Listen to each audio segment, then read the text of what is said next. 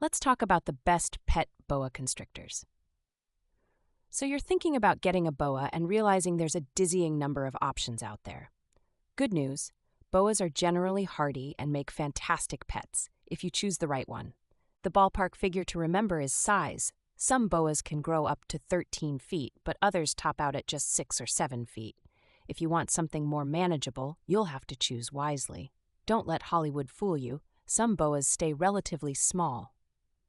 The most popular boa for beginners is the common boa, often referred to as the boa constrictor imperator. Why? They're hardy, forgiving if you make early mistakes, and typically grow to a manageable 6 to 8 feet. Big, but not too big. A great alternative is the Dwarf Boa. These stay smaller, usually around 5 feet. If you live in a smaller apartment or just don't want the hassle of handling a bigger snake, dwarfs are the way to go. They're basically low-maintenance cousins. But let's talk about the Colombian Rainbow Boa. Beautiful iridescent scales, personality for days, and manageable size too. The downside? Humidity demands. If you're in Portland like me, that can mean constant tweaking with misting systems or damp substrates. Then there's the Hog Island Boa. This is a subspecies of the common boa, but smaller and more colorful. They're extremely docile, basically the Labrador Retriever of boas. If you want a low-stress snake you can handle often, this is your go-to. A lot of people love red-tailed boas. Yes, they're stunning with bold red tail patterns, but here's the thing, they can grow big. Think 10 to 12 feet. If you don't have a long-term plan for enclosure space, skip this one. Now, let's talk about temperament. Some boas are naturally chill, while others are hiss first, ask questions later types. Most of the boas I've listed here lean docile. Avoid wild-caught boas. They are more prone to stress and sickness. Caging is often overlooked.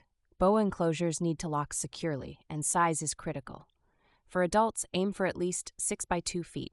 If the cage is too small, stress behaviors like nose rubbing can start.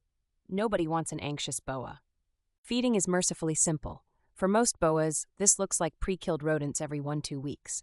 Cost? About $5.15 per meal, depending on size.